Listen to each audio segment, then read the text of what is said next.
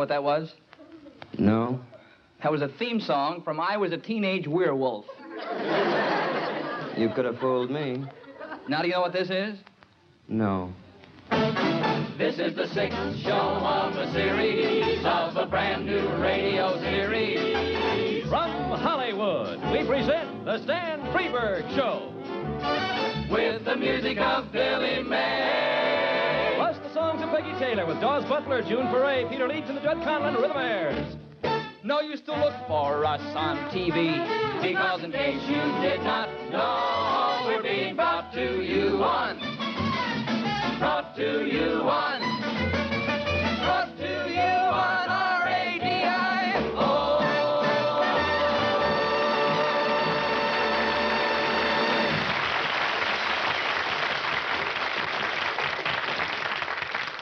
Good evening. Well, this was the night we were going to bring you Tap Dancing Around the World, but due to a jurisdictional dispute between the four stepbrothers and Mrs. Arthur Murray, it'll have to be postponed a bit. But it's great to be with you tonight. We have a special... Pardon me, Mr. Freberg, but my name is Tweedley.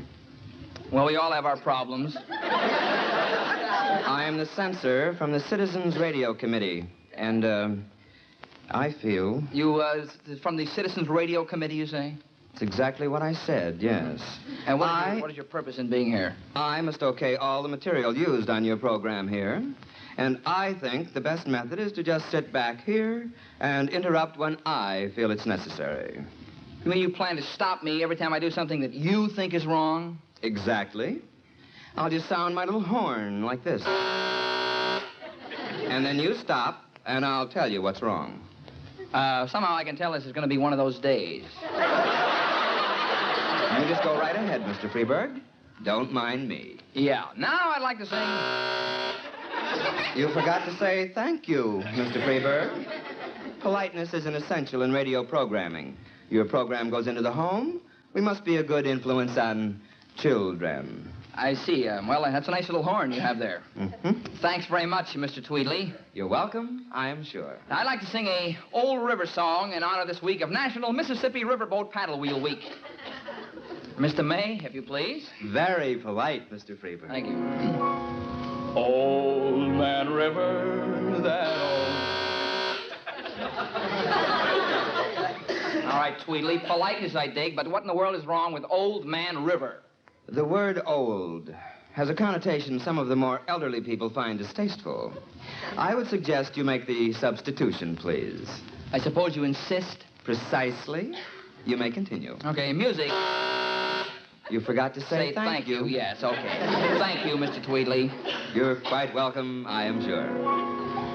Elderly Man River, that elderly man River, he must know something, but he don't say nothing. All right, hold it, fellas. Now what, Tweedley?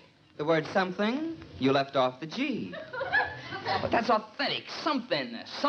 That's the way the people I'm sorry. talk down there. What? The home is a classroom, Mr. Freberg. I know you said that. Keep in mind the tiny tots. And furthermore, think back. You'll recall that you said, but he don't say nothing. Mm-hmm. That was in quotes. Now, really, Mr. Freberg, that's a double negative. Do you mean he does say something? No, I just wasn't using my head, I guess. I mean, after all, it should be grammatically correct, keeping in mind... the tiny tots, yes. You probably mean he doesn't say anything. I suppose I mean that, yes, I guess. All right, fine. You win. All right, Billy, music. Thank you. You're welcome, I'm sure. Elderly Man River, that elderly man River, he must know something, but he doesn't say anything. He just keeps rolling. He just keeps rolling along. He doesn't plant potatoes, he doesn't plant cotton, and those that plants them are soon forgotten. But elderly Man River, it just keeps rolling along. Excellent. You and me.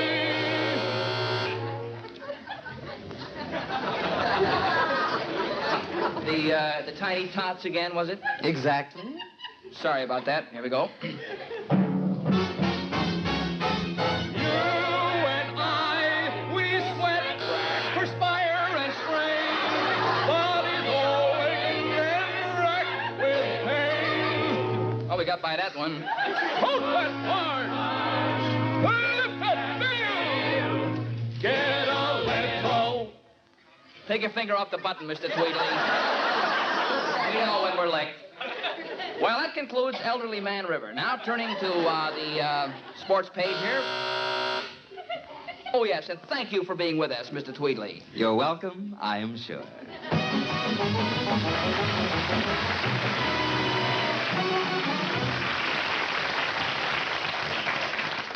Once more, we present Mr. Robert E. Tainter, the man who looks for the dirty linen in the history hamper. And here he is, Bob Tainter.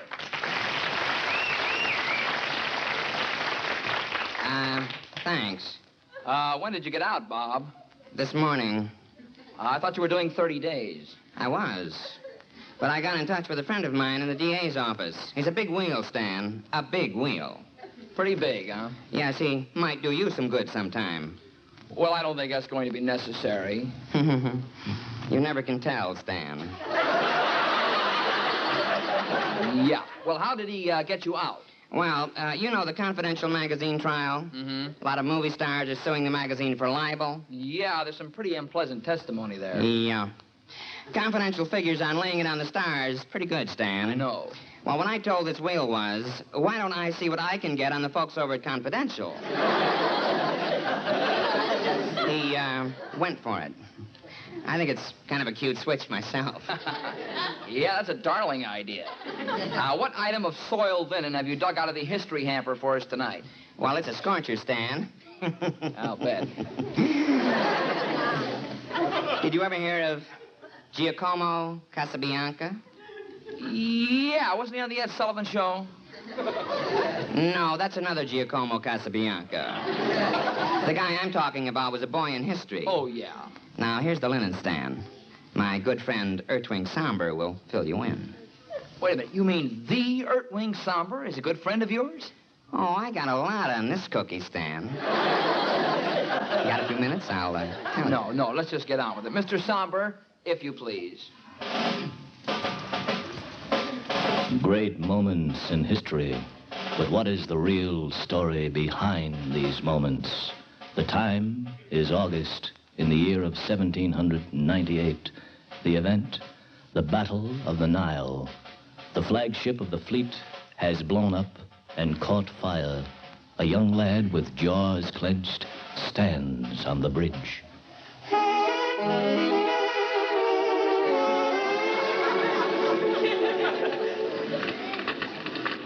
All right, boy, the time is now. Go stand on the burning deck. First you give me the money, then I'll stand on the burning deck. Oh, Bob Tainter, that was awful. I don't believe it. Each man has his own stool pigeon, Stan. Yeah, but that boy Casabianca was a hero. Well, so was my grandfather until he chickened out on Custer's last stand. Let's get lost, will you, Bob? I want to introduce Peggy Taylor. Sure, Stan. No offense. Here she is, Peggy Taylor.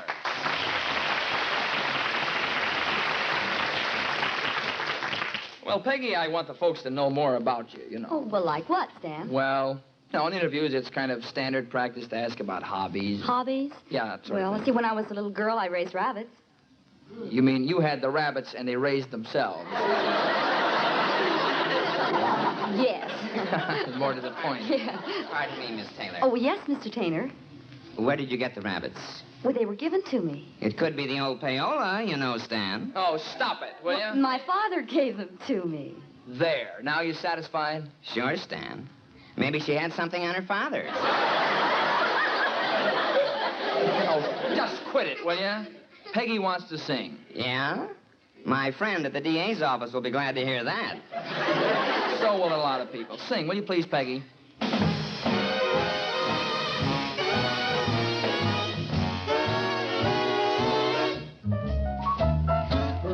Rock-a-bye your baby with a Dixie melody. croon a tune from the heart of Dixie. Hang that cradle, mammy mine, on that Mason-Dixon line, and sing out from Virginia to Tennessee with all the love that's in ya. Weep no more, my lady, sing that song again to me. So soft and low, just as though you had me on your knee. A million baby kisses I'll deliver the minute that you sing that Swanee River. Rockabye, your rockabye, baby, with a Dixie melody. Rockabye, your baby, with a Dixie melody. When you croon a tune from the heart of Dixie, hang that cradle, mammy mine, on that Mason-Dixon line, and sing out from Virginia to Tennessee with all the love that's in ya. Weep no more, my lady, sing that song again to me. So soft and low, just as though you had me on your knee. A million baby kisses I'll deliver the minute that you sing that Swanee River. Rockabye, your rockabye, baby, with a Dixie melody.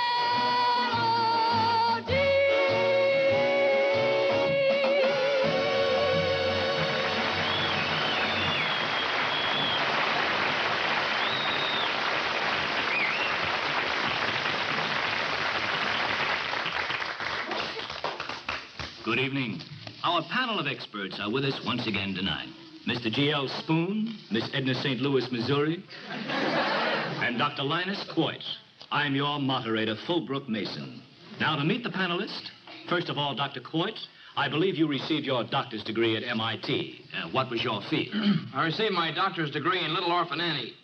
That was my major. My minor was Little Abner.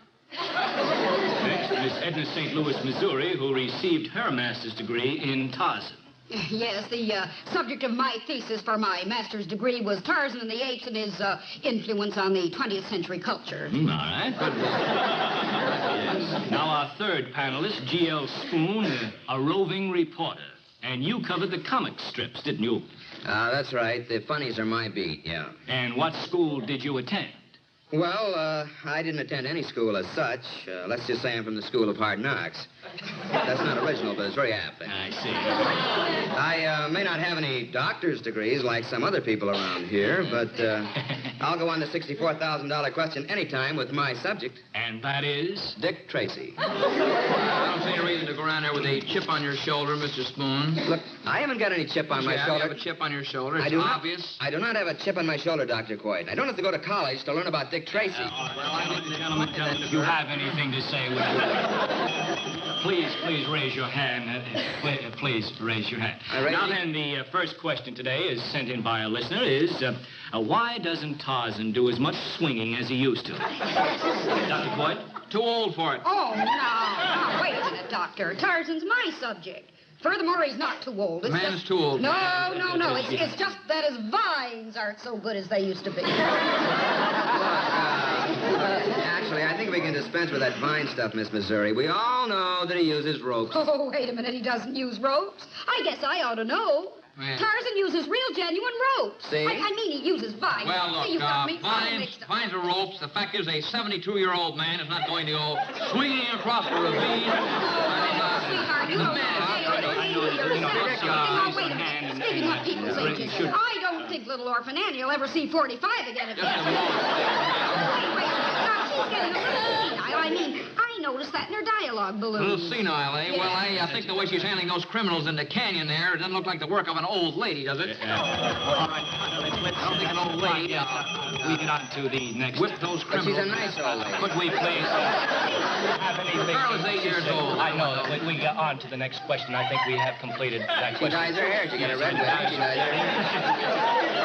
You're a real card tonight, aren't you? Yes, you know. That one. Mr. Spoon, did you have your hand up? I certainly did. In fact, it went to sleep. Oh. We're going to talk about criminals here. I think we should leave that to the Dick Tracy expert. Oh, that's it. That's a wonderful idea. All right, now here's our next question. Is Morin Plenty really guilty of the triple murder? Now we're getting somewhere. Never mind that. It's dull stuff. Dull. What do you very mean, dull? No, it's dull. Let's talk about some of the Orphan Annie characters. Punjab, for instance. Now, there's a man. Oh, Punjab. Punjab, it sounds like a misprint. That Punjab. Could he drop a leopard with a 4-inch letter opener? Listen, he just dropped his cloak over the leopard. Wait a minute, wait a minute, wait a minute, wait a minute. Wait a minute, I got my hand up. I got my... One at a time. Look, Spoon, please. I was... You got your hand up. Go ahead. All right, You don't. Listen, your hand's still asleep. Will you let me talk? I'll have to learn the language. Listen. I was under the impression we were talking about Dick Tracy. That's correct. Are we going to play the game? Yeah. Now, look. Dick Tracy is such a world beater. How come he let Morin Plenty's sister-in-law put a .38 caliber bullet in his stomach? Yeah, how about that? How come that? It was a .22 short, and it was just a flesh wound. It didn't actually enter the skull. Shall we just stick to the question? Is the man's I just want your opinions. That girl in the skimpy dress shot him in the head, and ladies and gentlemen of the radio audience, these are the opinions of our panelists and do not necessarily represent the opinions of CBS Radio and its affiliates. Now, the question is now, is Morin Plenty guilty? Miss Missouri? Guilty. Dr. Floyd? Not guilty. Mr. Spoon? I can't express my opinions on this because I may be called in as an expert witness at the time of the trial. I guess we have a hung jury here tonight. Yeah. Well, the next question, subject, is wardrobe. Wardrobe. Yes, wardrobe. Does or does not Orphan Annie have more than one red dress? Dr. Floyd's hand shot up. You're first. Yes. The man who has received his doctor's degree in Little Orphan Annie. You have got to keep rubbing that in, don't you? I'm not rubbing it in, sir. I'm merely stating a fact. I have a doctor's degree. Dr. Floyd had his hand, up at first. All right, yeah. And when he was a little kid, he was a little fat, spoiled kid. I can tell the type.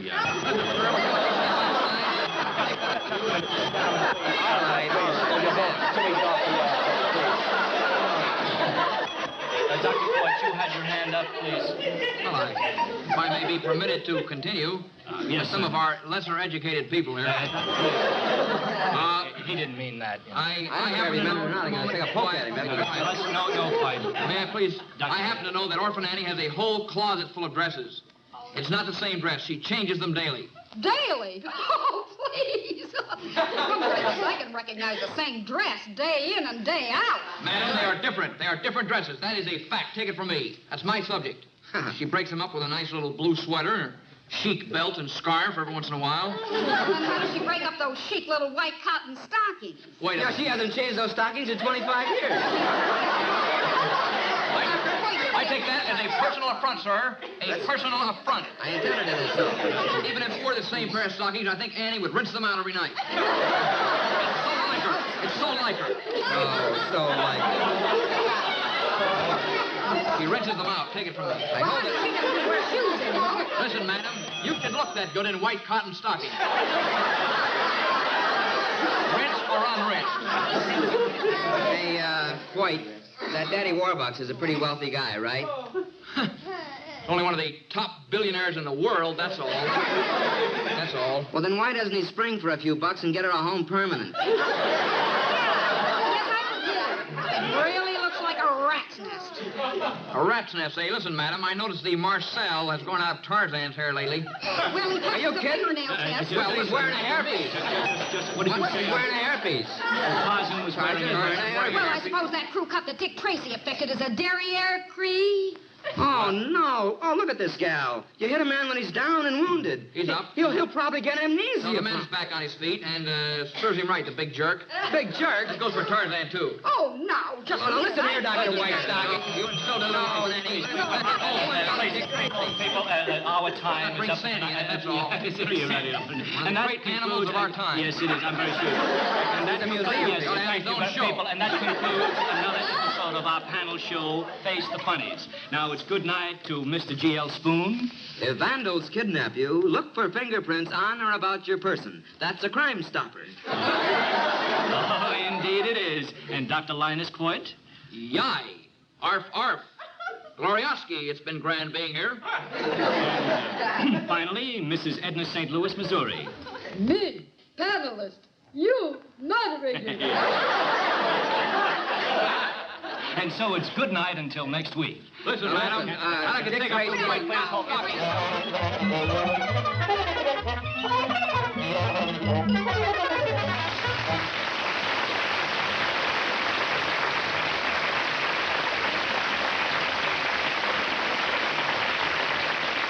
And now for my next number, I'd like to sing a favorite.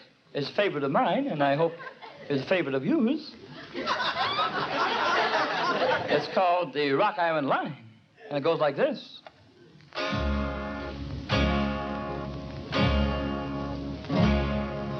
Now, this here's a story about the Rock Island Line. Now, the Rock Island Line, she run down into New Orleans. And just outside of New Orleans, there's a big toll gate. Pardon me. And all the trains... Pardon me. Yeah? Are you going to sing the song, or read it, or what? Well, I'm going to sing it, but first of all, I always tell a little of the story behind the Rock Island Line, sort of sketching a little of the background, as it were. You are going to sing it, though. Yeah, I get to it. Well, let's get to it then, eh? Okay. And all the trains that come to the toll gate, well, they get to pay the man some money. But, of course, if you got certain things on board, you're okay. You don't have to pay the man nothing. I mean, you're okay with everything. All right. Let's step it right along there. Let's snap it up, and snap it up. Okay. And just now we see a train. She's coming down the line. And she went get up to the toll gate. The driver, he shout down to the man. He say, I got pigs. I got horses. I got cows. Look, you can skip all of that. He didn't let me name all the animals. Yes, I know, but we don't need that. He didn't let me get to the sheep. Well, that doesn't make any difference. Well, it makes a difference to the sheep. Yes, I know, but let's get the train rhythm going and never mind the sheep. Okay, half the driver, he say, I got whole livestock, I got whole livestock, I got whole livestock. And the man say, well, you okay, boy? You don't owe me nothing. Just go right through. You have to pay me nothing. I mean, I didn't mention the sheep. I know, but let's skip the recitation. Well, I come to the best. Let's get to the meat of it. I come to the best part now. I come to the part where the driver foo him.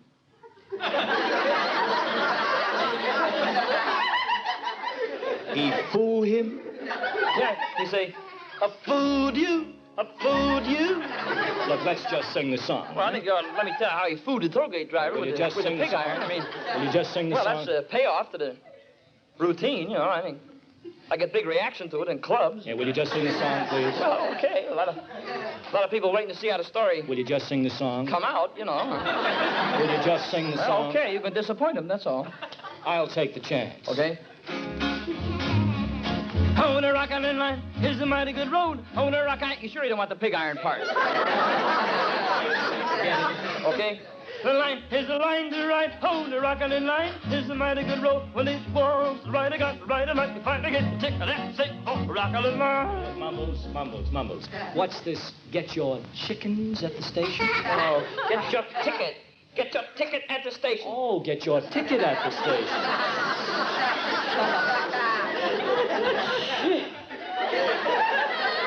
Try not to interrupt me, will you? Hey, B, C, W, X, Y, Z. The cat's in the cupboard, but he don't fool me. No, wait a minute. Just a minute. Is it mighty good? Wait a minute. Line? The A, B, C, W, X, Y, Z with the cats in the cupboard? Yeah. I don't know. What has the A, B, C got to do with the cats in the cupboard? Well, it's got nothing to do with it. I don't know.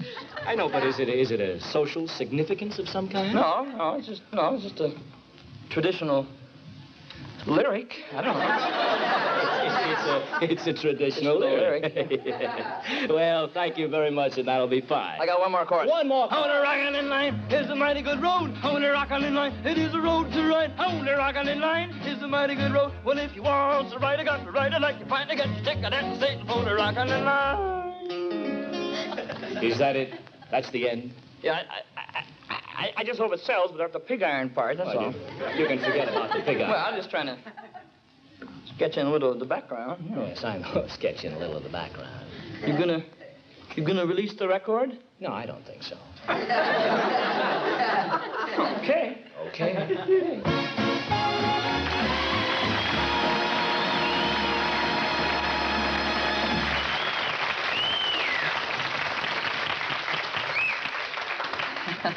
Thank you very much. Also, that's part of my latest Capitol album entitled A Child's Garden of Freberg. Capitol album number X144250. Well, I'd like to tell you about next week's show, but the entire script blew out of my producer's car, and he was arrested as a litter bug.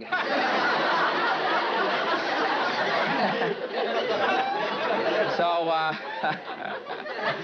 as soon as he gets up bail, why, I'll let you know.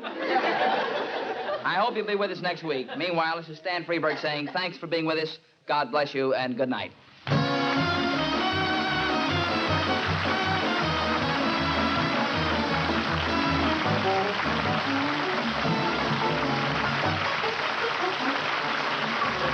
Stan Freberg Show is produced in Hollywood by Pete Barnum and is written by Stan Freberg and Pete Barnum with original songs by Stan Freberg. Featuring the music of Billy May, Judd Conlon for the Mayors, and songs of Peggy Taylor.